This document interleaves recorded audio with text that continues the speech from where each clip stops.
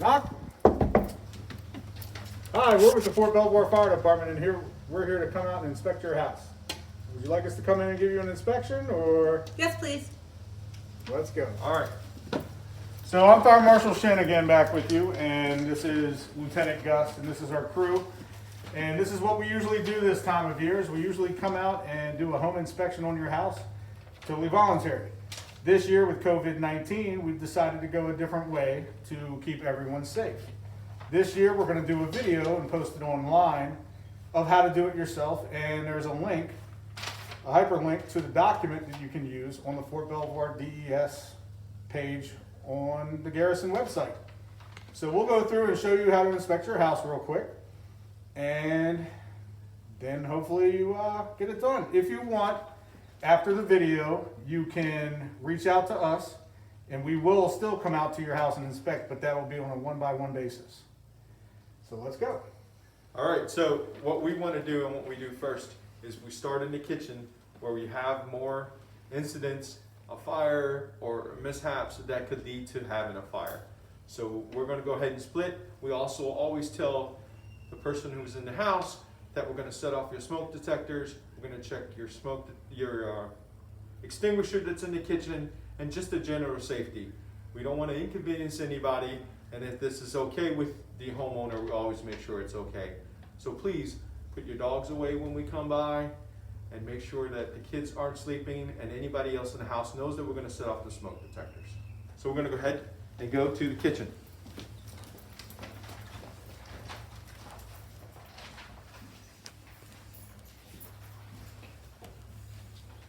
So one thing on post, almost every house on the Garrison, the fire extinguisher is usually kept under the sink unless the previous homeowner put the extinguisher somewhere else.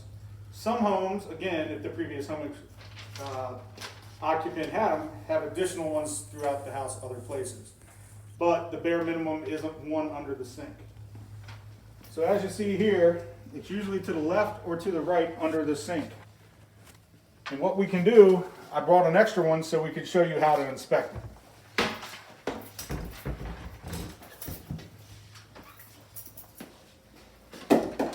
This is a little bit bigger extinguisher. This is usually what you find in your building.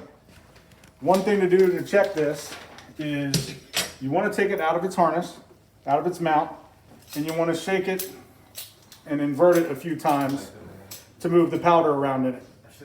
The other thing you want to do is you want to look at the gauge. You want to make sure that it's directly vertical and within the green.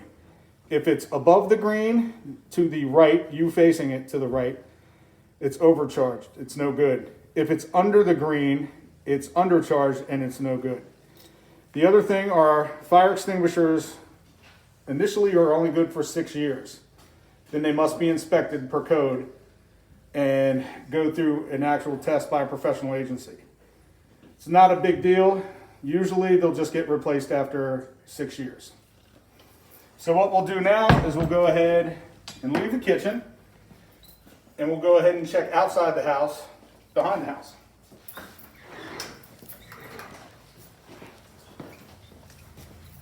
One thing we want to check outside, and we usually check outside, is to make sure there's not too much underneath the porch or any one area.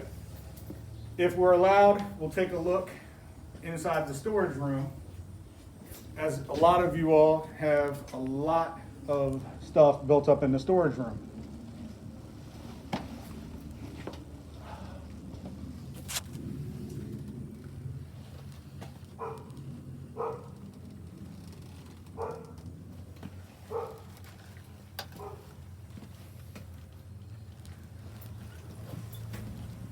We'll also, while we're out back of the house, usually, obviously this house does not have a grill. This is one of the housing units on post. It is just a courtesy house in case something happens to yours.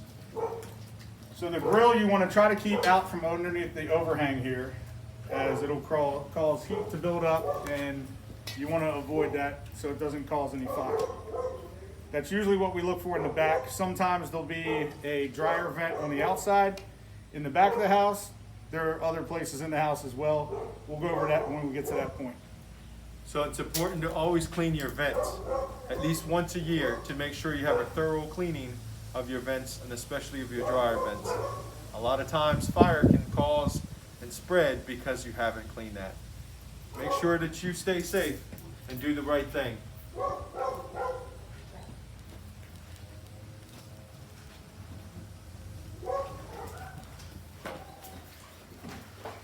So now we'll go in the laundry room. Again, this goes back to the dryer lint and dryer vents that you want to check. So one of the things we usually do check when we come in the house is we come in the laundry room and we'll check your actual dryer. We'll check your lint trap to make sure you've cleaned it out and you clean it out frequently. In fires in the past on post, we've pulled this to investigate the fire, and there'll be upwards of 1 inch of lint on the lint trap. Every time you do a load of laundry, take the lint off and put it somewhere. Sometimes it's as simple of using your vacuum cleaner to clean that out will help you keep down the buildup of lint in the house. So maybe once a month, go down and just clean it, and you should be able to keep the buildup of lint to a minimum.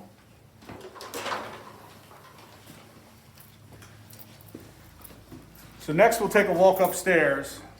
One of the things on our self-check form that we have says that the smoke detectors must be outside the rooms.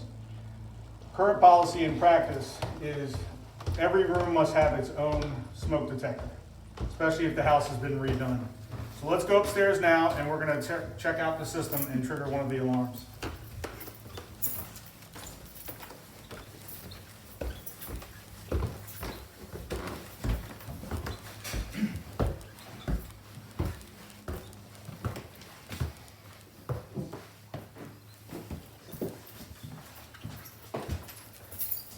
So what I'm doing now, I have a special stick that we use in the community risk reduction branch to trigger the actual smoke detectors.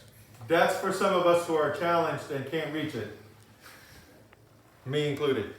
You can use any household object that's long enough to touch the test button, such as a broom, a mop, just anything you can do to reach it. Or if you have somebody tall in the house, they'll touch it.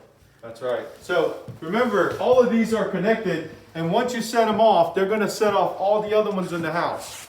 So it's as simple as holding that down until it goes off.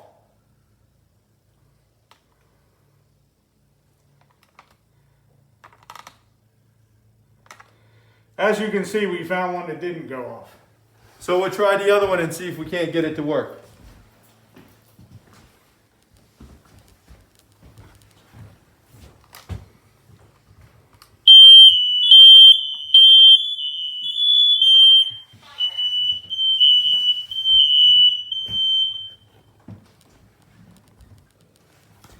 So the one thing to check, it will go off, and it will go off through the entire house. It will run through a process and it will say or alarm in the way it would normally. Some of the new detectors will go off and it will say fire, fire, fire 3 times, stop, and then it will go off with the CO message. Another thing we need to check while we're upstairs is you want to find your attic scuttle, usually in a closet in some of the houses. One thing you want to do in houses such as this, we know you guys have a lot of buildup of boxes and items because you're always on the move. So one thing you want to do with roof scuttles, you want to make sure that below them are always empty. Don't keep the boxes underneath of them, because if we come out and there's smoke in your house, we want to make sure we're able to get to them easily. Make it so we have a path to go up and gain access to that area in which we can check for fire or extension. Make sure if you do put things up there, they're not too heavy, that if we were to have a fire in your home, it would not be compromised your ceiling and hurt the firefighters who are trying to work underneath. Be safe, be smart. Keep the things that are heavy in a garage on the appropriate storage area. If you have a question and want to know if it's the right thing to put up there or the right place for storage, let us know and we'll be glad to come out and take a look for you. So this pretty much ends the home inspection process that we do.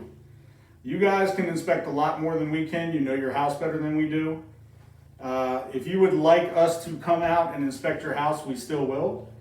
You need to dial 703-805-1443. Again, 703-805-1443. 1443, and I will answer your call and schedule you for an appointment to come out and inspect your house. That's it for now. Thank you Thank for you. having us. Stay safe. Have a good one.